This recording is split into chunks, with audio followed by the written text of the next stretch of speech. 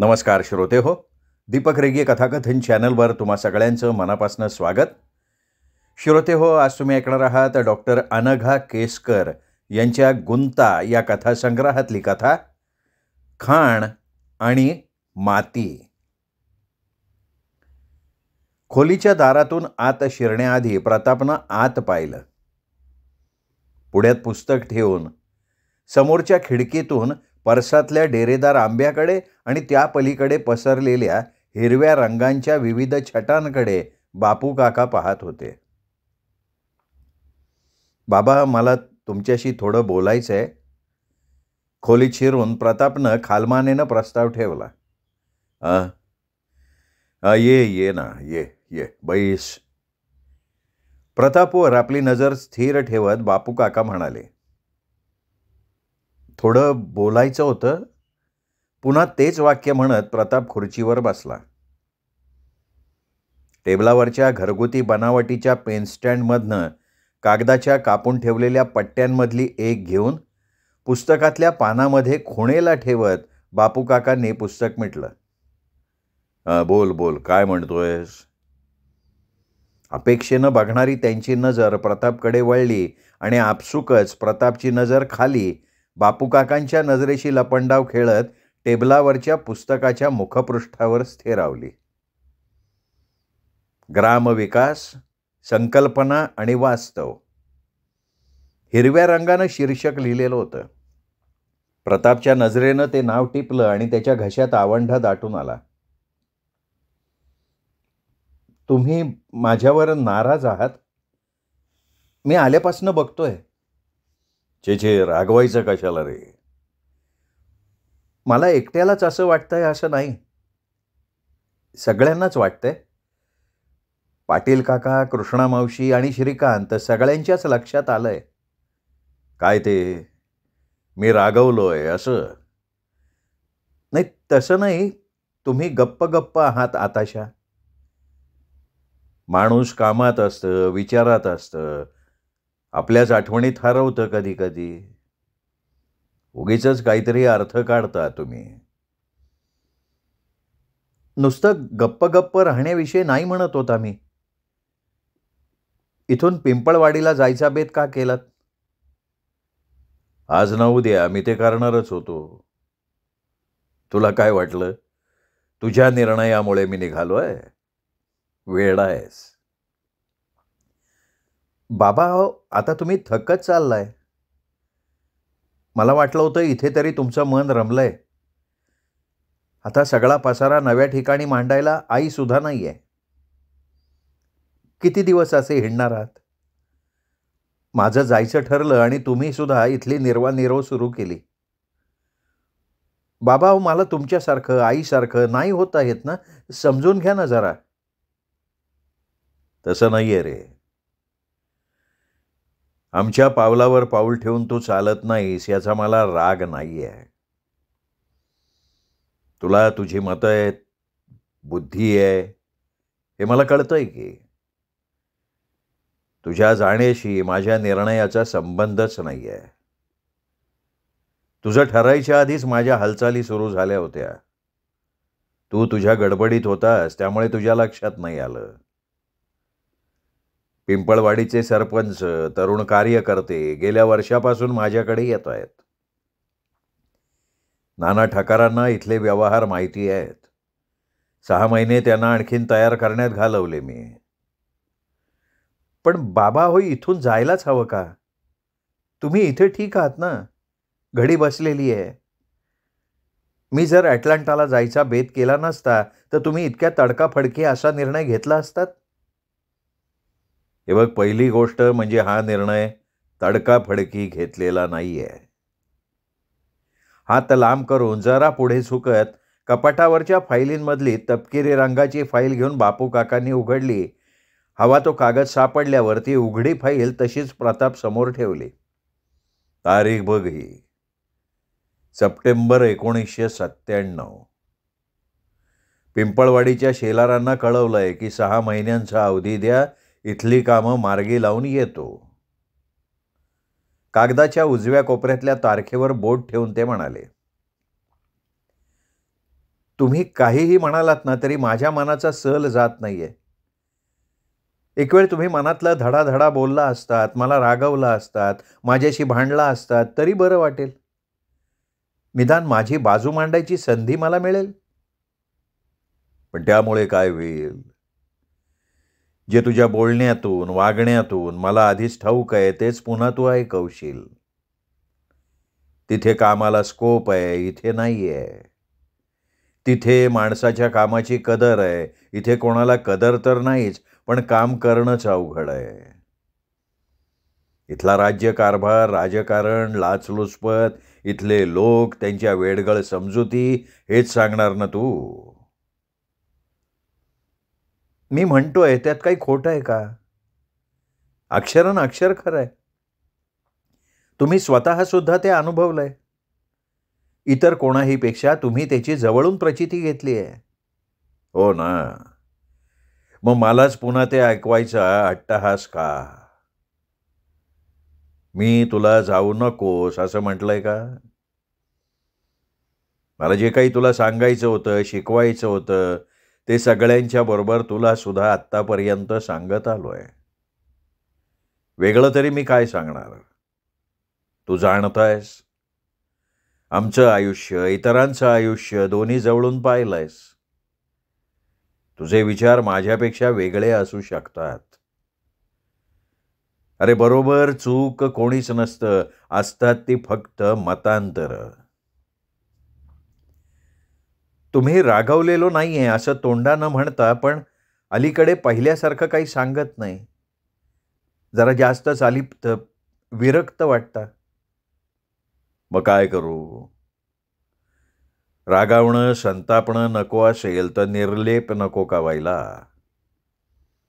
मी तुला तरी दोष कसा देऊ? माझ्या बाबांनी मोठ्या आशेनं मला FRCS करायला पाठवलं. ऐपत नव्हती तरी पोटाला चिमटा घेऊन पाठवलं. माझ्या बाबतीत किती स्वप्न होती त्यांची. काय दिलं मी त्यांना त्याच्यातलं? धड कोर्सही पूर्ण केला नाही. ना गडगंज प्रॅक्टिस, ना गाडी, ना बंगला. आईच्या शब्दात सांगायचं तर हे भिकेचे डोहाळे घेऊन परत आलो. मला जे भावलं, पटलं ते केलं. आज तू तुझं आयुष्य तुझ्या मर्जीप्रमाणे बेततोयस, तर मी कुठल्या तोंडानं तुझ्यावर रागवू? बाबा, माझ्यावर विश्वास ठेवा. माझ्या कामाला तिथेच वाव आहे याची खात्री नसती तर मी खरोखर या निर्णयापर्यंत आलोच नसतो. फक्त पैशासाठी आणि त्याबरोबर येणाऱ्या असंख्य सुखांसाठी हे मी केलं नसतं. ते मला ठाऊक आहे रे.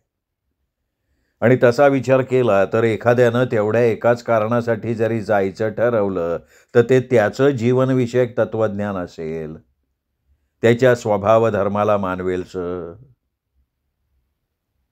इतक्यात पाटील काकांबरोबर गावातली 4 माणसं आली. बापलेकाचं बोलणं तिथेच थांबलं. आत जाता जाता बबनचं बोलणं प्रतापच्या कानावर आलं.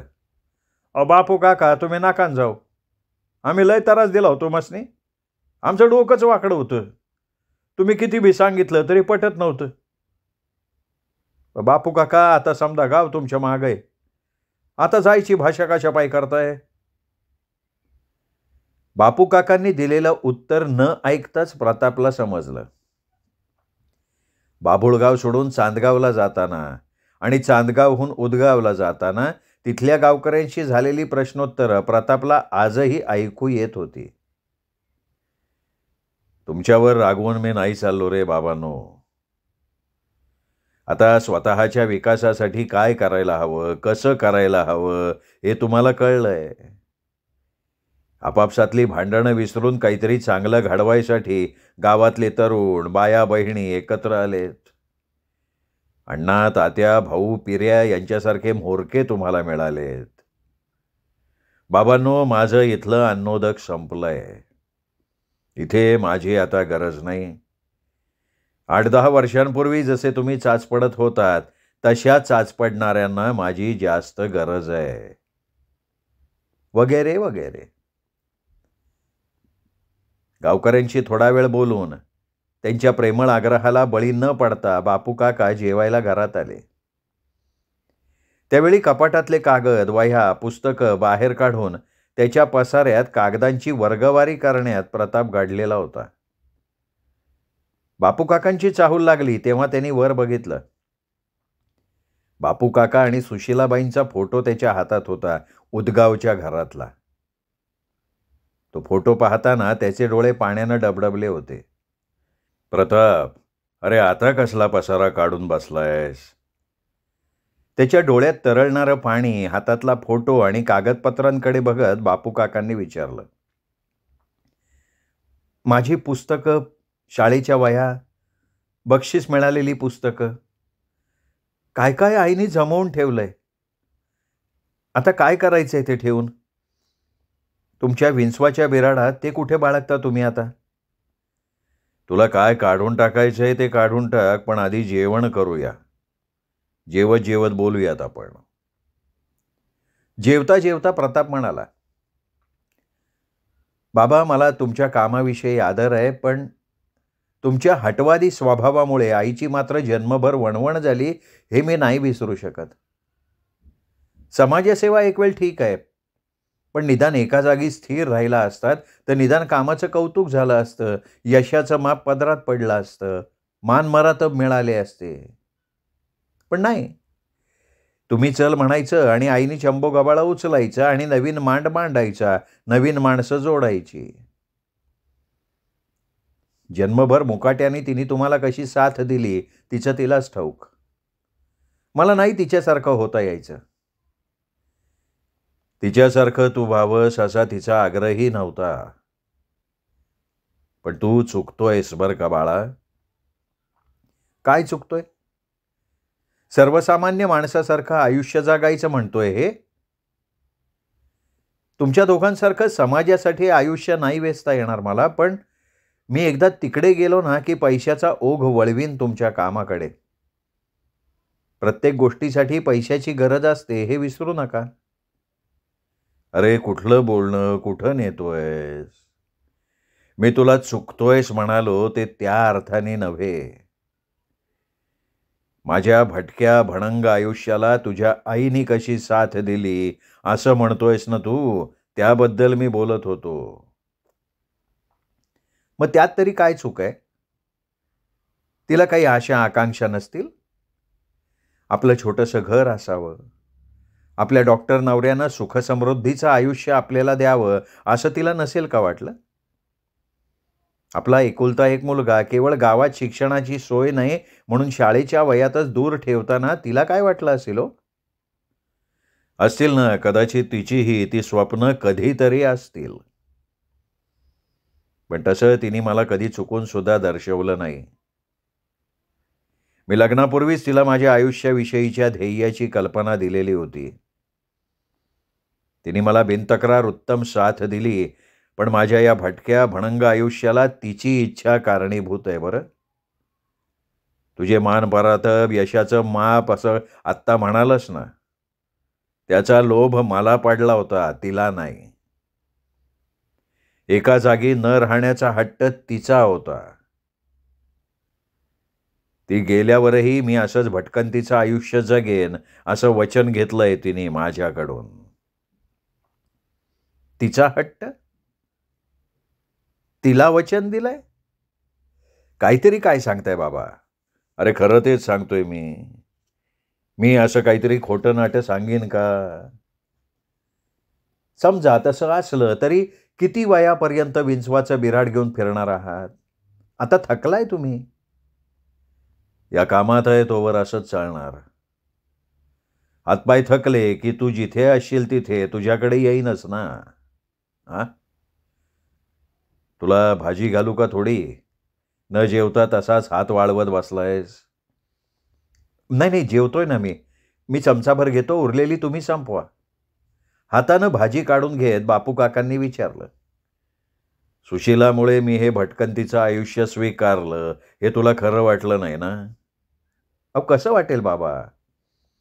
तुमच्या ध्येय वेडात समाजसेवेत तिने स्वतःला मिसळून टाकलं होतं. तुम्ही गाव सोडायचं असं म्हटलं की तिने पसारा आवरायचा हे मी पाहिलंय. तू पाहिलंयस ते खरं आहे, पण त्यामागची कारणं तुला माहिती नाही आहेत.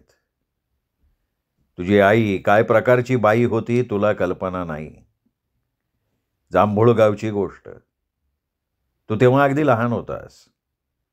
आम्ही घेतलेल्या आरोग्य शिबिराच्या उद्घाटनाला भाऊसाहेब पवार स्वतः आलेले होते. त्यांनी जाहीर सभेत माझ्या कार्याचं तोंड भरून कौतुक केलं होतं. मला अगदी कृतकृत्य झाल्यासारखं वाटलं होतं. 10-12 वर्षांपूर्वी तिकडे येऊन सुरू केलेली प्रॅक्टिस आणि समाजसेवा याचं चीज झालं या आनंदात होतो मी. त्याच दिवशी रात्री सुशीलाची आणि माझी कडाक्याची वादावादी झाली. तिला माझं काम करण्याची पद्धत पटत नव्हती म्हणून. म्हणजे काय? अहो, तिने तर आयुष्यभर तुम्हाला नेहमीच साथ दिली. तिने माझ्या कामाला पूरक अशी भूमिका कायम घेतली. खेडूत महिलांबाबतच्या कामाची जबाबदारी तिने उचलली. 50% लोकसंख्या स्त्रियांची आहे, तर त्यांना दुर्लक्षून कोणताही समाज प्रगती करू शकणार नाही हे तिच्या ध्यानी आलं होतं. माझं निम्म्या अर्ध्या पेशंटना मोफत औषधं देणं तिने राजीखुशीनं मान्य केलं, एवढंच काय. आता तुला सांगायला हरकत नाही, मुलीची हौस असून सुद्धा समाजसेवेच्या व्रतापायी तुझ्यानंतर मूल नको असा निर्णय तिने घेतला होता माझ्यासाठी. मग तिचा विरोध कशाला होता? समाजसेवक म्हणून माझा उदो व्हायला लागला होता. त्यांनी माझ्या कामावर उलटा परिणाम होतोय असं तिला वाटायला लागलं होतं. सार्वजनिक कामातल्या निधीच्या वापराबाबत मी चोख व्यवहार करतो याचा आणि स्तुतीचा मला कैफ चढतोय अशी भीती तिला वाटायला लागली होती. बाप रे, असं सगळं आई तुम्हाला म्हणाली? गेली काही वर्ष मी रोजनीशी लिहितोय, माहिती आहे ना तुला. जेवण झालं की त्यावेळची माझी रोजनीशी तुला वाचायला देतो. नाही, मला तुमच्याबद्दल अविश्वास नाही वाटत आहे. तुमच्या खाजगी गोष्टी वाचायला द्यायला चमत्कारिक वाटणार असेल तर देऊ नका. अरे, आमच्या आयुष्यात खाजगी होतच काय? आमचं तर सगळं आयुष्य जगापुढे ठेवलेलं. एखादी बाई गरज पडली तर आपल्या नवऱ्यावर कसा वचक ठेवू शकते हे तुला समजेल. रोजनिशीच्या त्या पानांचं मी कितीतरी वेळा पारायण केलंय. जेव्हा जेव्हा माझ्या सार्वजनिक आयुष्यातल्या वागण्याविषयी मी साशंक होतो ना, तेव्हा मी ते सगळं वाचतो. त्यावेळी आमच्यामध्ये झालेले युक्तिवाद, चर्चा, माझी मतं मी अगदी तपशीलवार लिहून ठेवली आहेत. असं? मग जरूर वाचतो. तुम्ही देऊन ठेवा डायरी. आत्ता हा सगळा पसारा काढलाय तो आवरतो आणि रात्री वाचतो. वाच केव्हाही वाच. आणि बाबा, मी मगाशी तिकडून पाठवायच्या पैशाविषयी म्हणत होतो ना, ते खरंच माझ्या मनात आहे. तिथे जाऊन गट बांधून सगळं पद्धतशीर करणार आहे मी. हजारो लोक गेलेत तिकडे. त्यांना देशासाठी काहीतरी करावंसं वाटत असेलच ना. वेबसाईटवर जायचं, सगळ्यांना गाठायचं आणि का हसताय का बाबा? अरे, गट बांधणी वगैरे शब्द आमच्याकडून नकळत उचललेस तू, त्याची गंमत वाटतीये. बाबा, हसण्यावारी नेऊ नका. I really mean it and I will do it. माझं काम सोपं होईल की. बापू काकांनी दिलेली राखाडी रंगाची डायरी प्रतापनं उघडली. रोजच्या रोज काही लिहिलेलं नव्हतं. ज्या दिवशी काही महत्त्वाचं घडलं तर त्या दिवशीच्या नोंदी त्यात केलेल्या होत्या. बापू काकांनी त्याच्या सोयीसाठी पानात खुण्यासाठी एक कागदी पट्टी घातली होती, ती त्यांनी बाजूला ठेवली. पिवळट पडलेल्या कागदांवर बापूंच्या ठसठशीत अक्षरात लिहिलेला मजकूर तो वाचायला लागला. तारीख 9 मार्च 1969.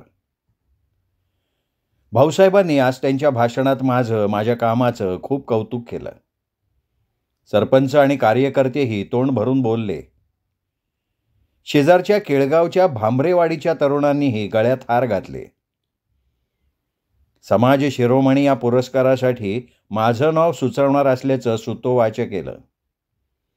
मी केलेल्या धडपडीचं, प्रतिकूल परिस्थितीशी 2 हात केल्याचं चीज झालं असं आज मला वाटलं.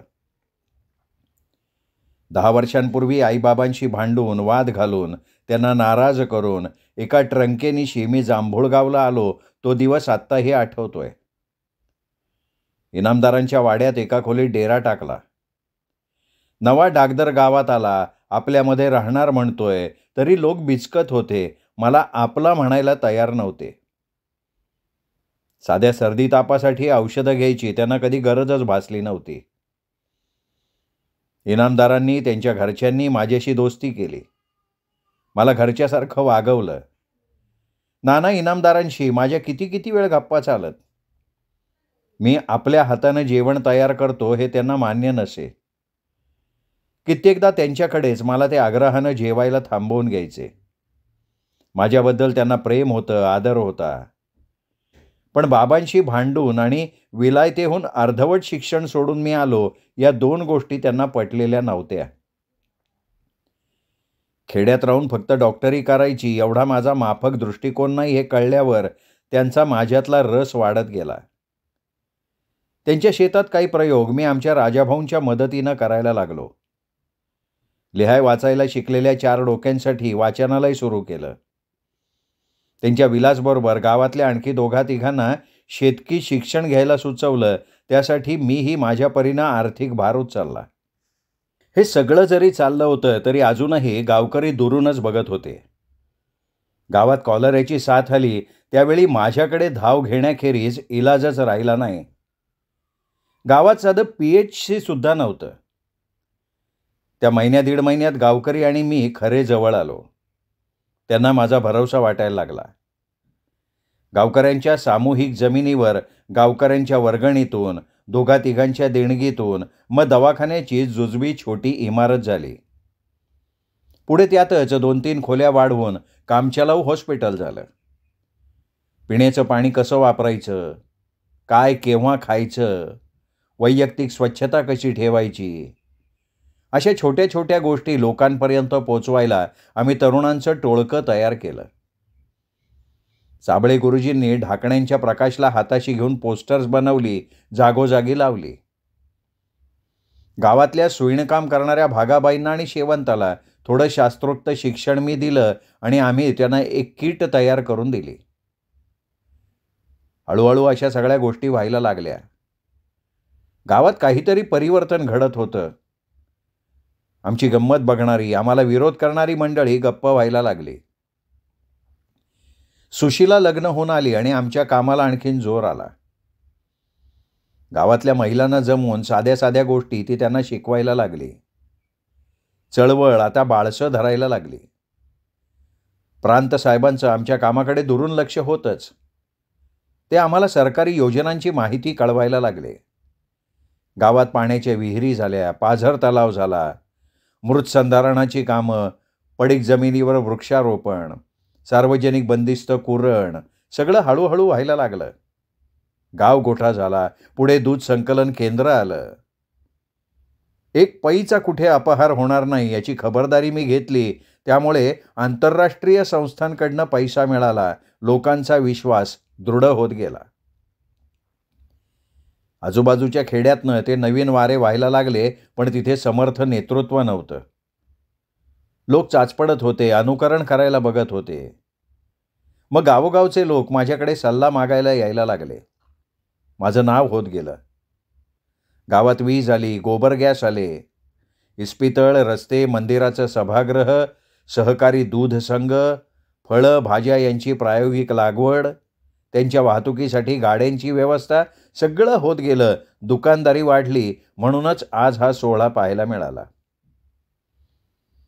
माझ्या वाचून आता या गावात कोणाचं पान हलत नाही.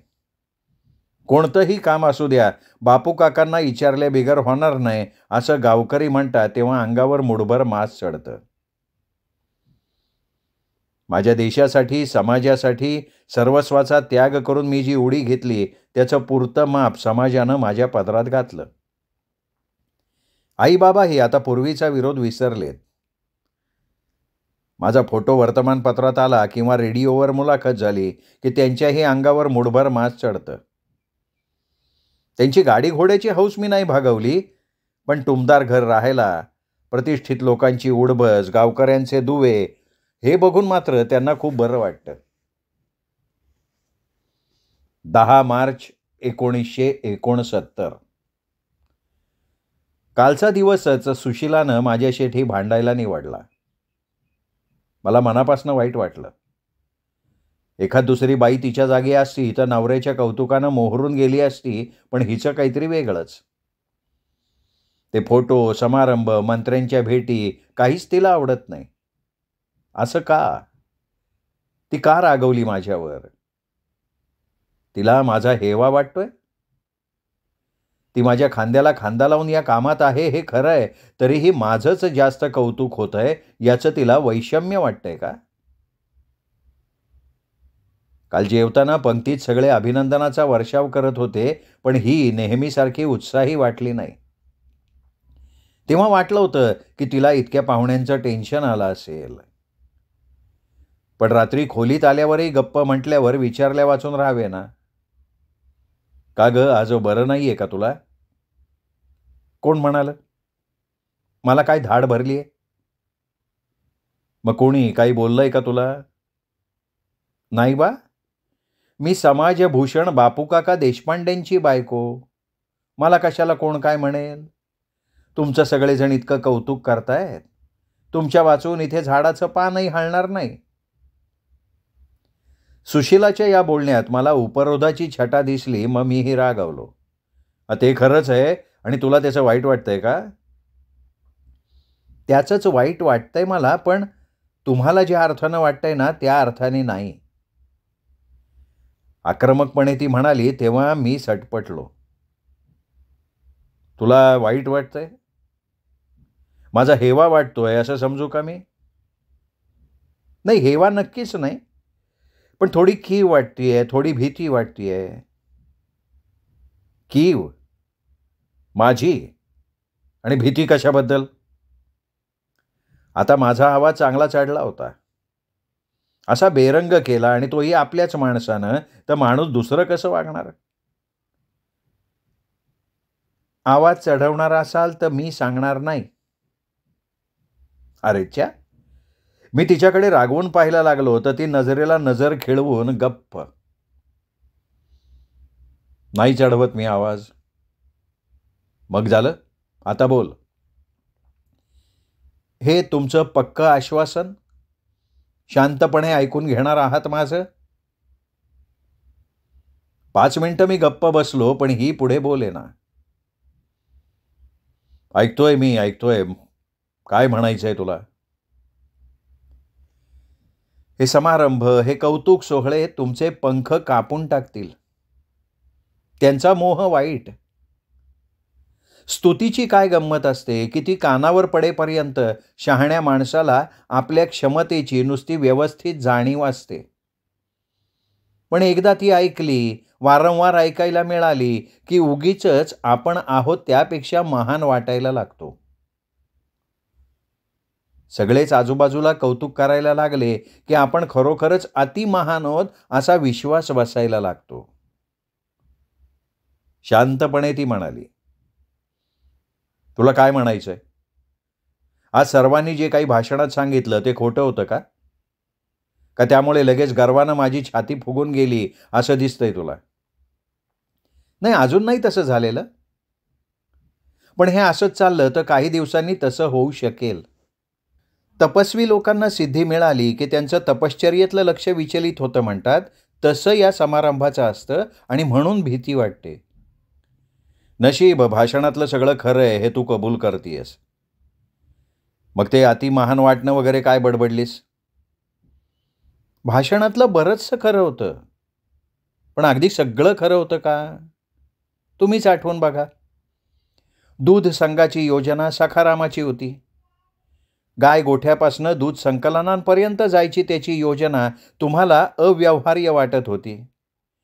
त्यांनी तुमच्याशी बोलून, चर्चा करून तो प्रयोग राबवला, यशस्वी केला. आपण दोघे त्याचे साक्षीदार आहोत. आज त्याचं नावही कुणी घेतलं नाही. काय हरकत होती त्याचं श्रेय त्याला द्यायला? पण दूध संघाला जी संस्थात्मक बळकटी आहे ती माझ्यामुळेच ना. मग काय बिघडलं? का हसलीस का? ते काम सुद्धा सखारामानं तुमच्या बरोबरीनं केलंय. काय हरकत होती हो त्याला त्यात महत्त्वाचं पद देऊन तुम्ही पडद्याआड राहिला? तो तेवढा हुशार आहे, विश्वासू आहे. तुमच्या इतका शिकलेला नसेल, पण हाडाचा संघटक आहे. सगळीकडे तुम्हीच का पुढे? सगळीकडे म्हणजे तुझा रोग तुझ्या त्या महिला उद्योगाकडे आहे का? नाही, त्याच्याकडेच असं नाही. प्रत्येकच कामाबाबत तीच परिस्थिती आहे. साधी गोष्ट बघा, महिला उद्योग आणि महिला साक्षरता या दोन्हीचं काम शांताबाई आणि पुष्पाताई बघतायत. मी त्यांच्याबरोबर आहे हो, पण त्याचं श्रेय त्यांना मिळू देते का नाही मी? सगळ्याच संस्थात अध्यक्ष किंवा सल्लागार म्हणून तुमचं नाव कशासाठी हो? एक एक गोष्ट एकेकाकडे आपण पूर्णतया सोपवत का नाही? नाहीतरी बरीचशी कामं तेच करत असतात ना. म्हणजे मी काम न करता श्रेय घेतोय असं तुला म्हणायचंय का? माझ्या नावामुळे, माझ्या प्रसिद्धीमुळे तुम्हाला पैसे मिळतायत तुमच्या समाजकार्यासाठी. असतील ना. आणि आम्हाला नाही, आपल्याला सगळ्यांना मिळतायत. संस्थेच्या फायद्यासाठी, गावाच्या फायद्यासाठी जोपर्यंत तुमचं नाव आणि प्रसिद्धी वापरली जात होती, तोपर्यंत मी काही बोलली आहे का? पण आता या संस्थांच्या पुण्याईवर विभूती पूजा सुरू झाली, तर मी काही गप्प बसणार नाही. भले मग ती व्यक्ती तुम्ही का असेना. आणि हा फक्त श्रेय घ्यायचा मुद्दा नाहीये. लोकांना आपल्यावर अवलंबून राहायची सवय लावायचा मुद्दा मला जास्त महत्त्वाचा वाटतोय. आता त्यांना आत्मविश्वास नाहीये, त्याला मी काय करणार? त्यांच्यावर सोपवलं तर कारभार सुरळीत चालणार नाही, हे तुला कसं कळत नाही? या बोलण्यावर सुशीला हसली. माझा संयम आता पूर्ण सुटला. हाताला लागलं ते पुस्तक मी तिच्या अंगावर जोरात भिरकावलं. उगीच मगापासनं आचराटासारखं हसायला काय झालंय? हे बघा, रागवून ओरडून बोललात म्हणजे तुमचं म्हणणं खरं नाही होतं. कुणी विरोध केलेला ऐकायची सवयच नाही राहिली तुम्हाला. तुम्ही ठरवायचं आणि सगळ्यांनी मुकाट्यानं माना डोलवायच्या तुमच्या बोलण्याला. ज्यांना आत्मविश्वास नाही असं तुम्ही म्हणताय, त्यांना तो का नाहीये याचा विचार केला? नाही केला. तुला सगळं कळतंय ना, मग तूच सांग. का मी त्यांचा आत्मविश्वास घालवलाय असं म्हणायचंय तुला? ते मात्र मी मुळीच मान्य करणार नाही. मी त्यांना शिकवलं, शहाणं केलं, त्यांच्यातल्या सुप्त शक्ती त्यांना दाखवून दिल्या. का ते सुद्धा तुला मान्य नाहीये? मान्य आहे ना, मान्य आहे. तुम्ही त्यांना शिकवलंत, मोठं केलंत हे खरं आहे. पण रागवू नका, तुमच्यापेक्षा त्यांना मोठं नाही होऊ देतात तुम्ही. त्यांना स्वतंत्रपणे निर्णय घेऊ द्या, त्यांना चुकू द्या.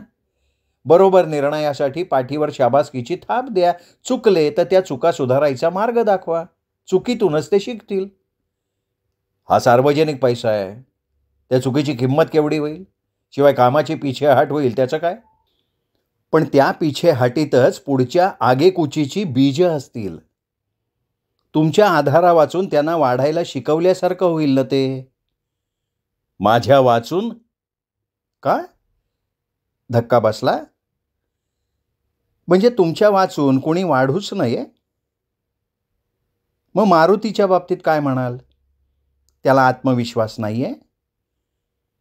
तुमचा मान राखायचा म्हणून तो प्रत्येक बाबतीत सल्ला विचारतो.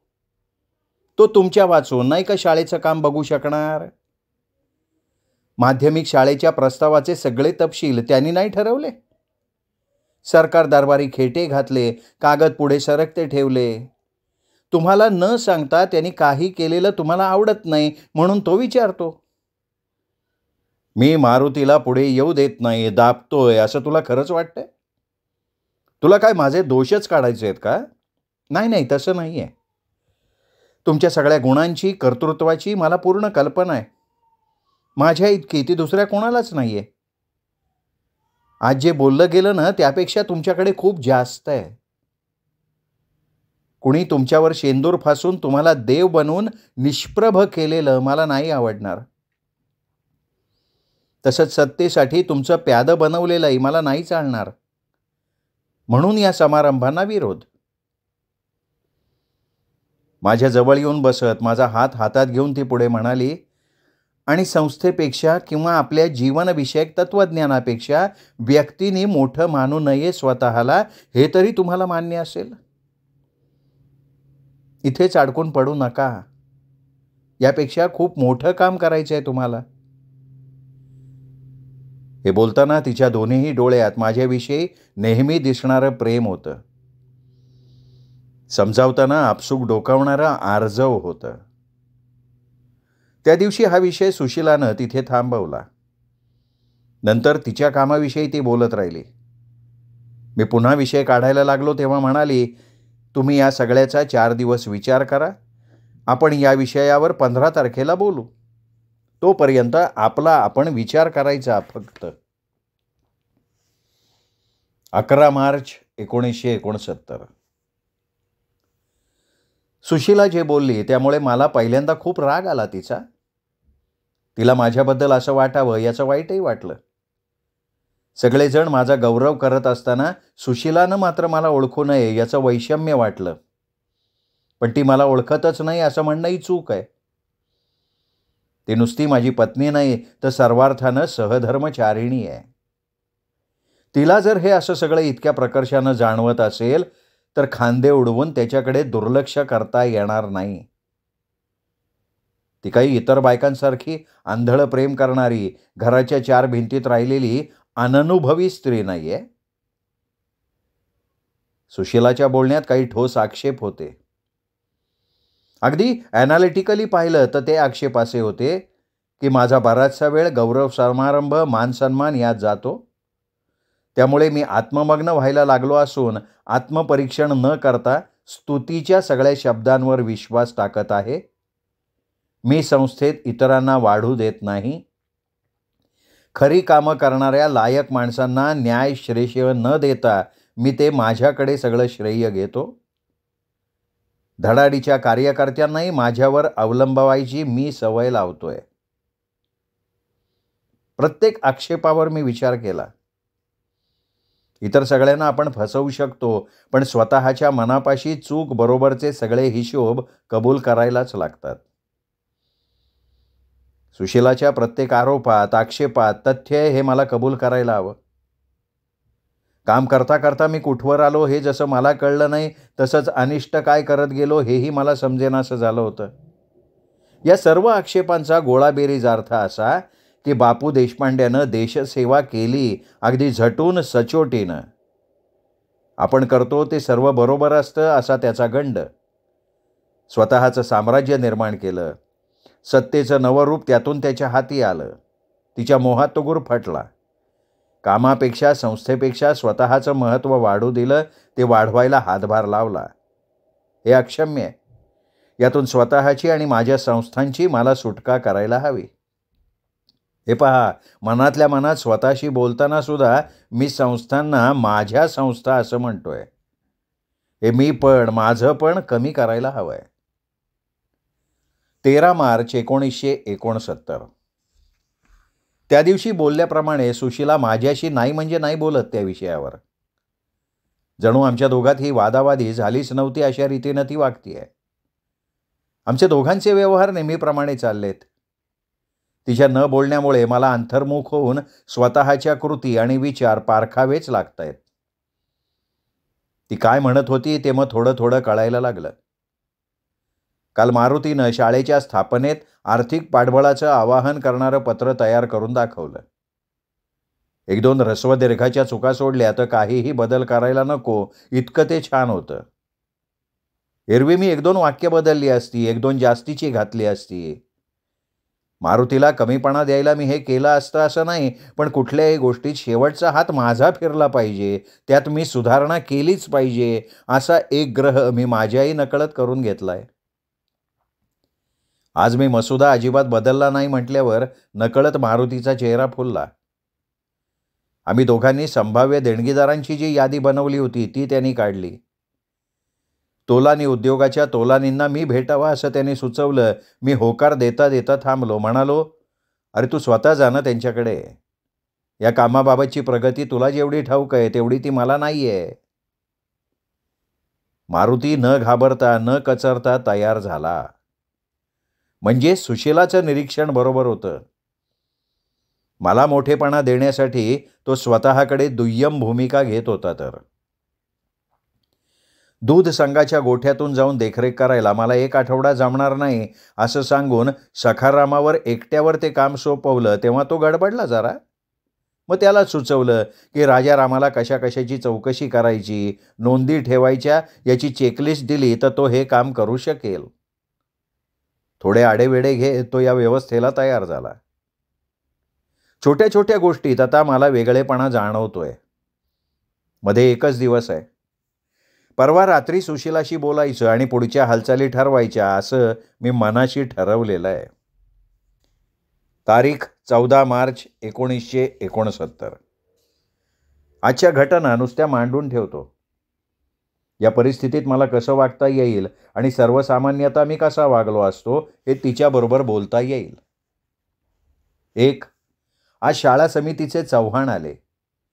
मुलांकडनं कोणतं सार्वजनिक काम करून घ्यावं हे विचारायला ते आले होते. 2. फॅसिलिटेटर्सना द्यायची काही औषधं संपली आहेत असं गणू सांगत आला. यावेळी कोणत्या केमिस्टकडनं खरेदी करायची हे तो विचारत होता, कारण मागच्या वेळी राणे केमिस्टनं जरा खळखळ केली होती. तारीख 15 मार्च. 1. विहिरीचा गाळ उपसायच्या कामासाठी लोक कटकट करतायत. त्यांचे गट बांधून कामाच्या आठवणी करायला हव्यात हे सांगायला सोपाना आला.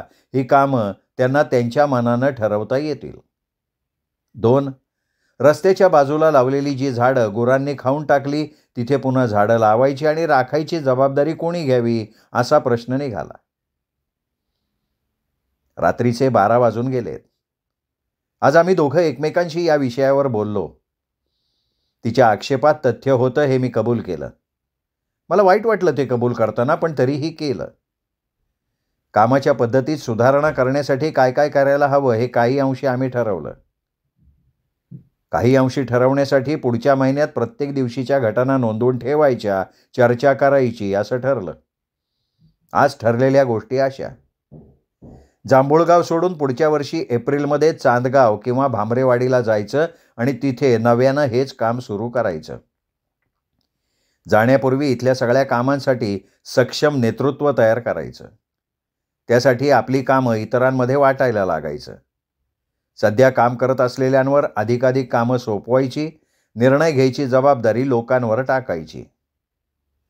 अंमलबजावणीत नेमकेपणा येण्यासाठी 3-4 फळ्यांमध्ये कामं बसवून उतरंड बनवायची.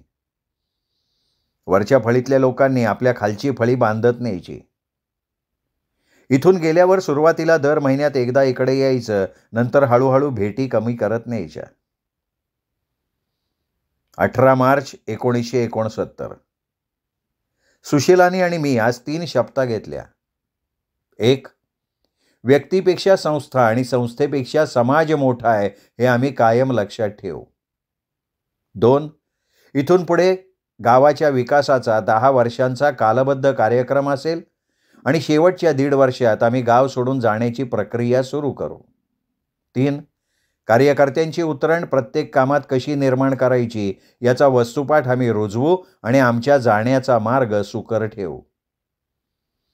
या कार्यात आम्ही जोवर आहोत तोवर या 3ही शब्दांनी आम्ही बद्ध आहोत. बापू देशपांडे, सुशीला देशपांडे.